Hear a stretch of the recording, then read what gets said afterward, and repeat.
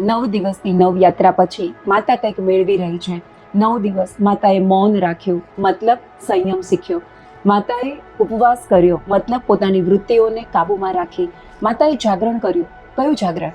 અજ્ઞાનતાથી ઉપર ઉઠવાનું, પ્રેમ અને પ્રકાશ તરફ જવાનું જાગરણ. અખંડ દીવો. અખંડ દીવો તે શેનું પ્રતીક છે? જ્ઞાનથી આસપાસ પ્રકાશ ફેલાવવાનું, આપણા થકી લોકોના જીવનમાં પ્રકાશ ફેલાય તેની જવાબદારી લેવાનું. અને છેલ્લે ગરબા અને દાંડિયા, લય અને તાલ. શેનો લય?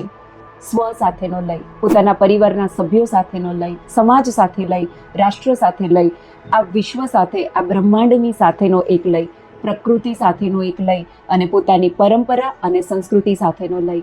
માતા આ 9 દિવસની આધ્યાત્મિક યાત્રા દ્વારા પોતાનું અને પોતાના બાળકના અસ્તિત્વને એક નવો આકાર આપી શકે છે.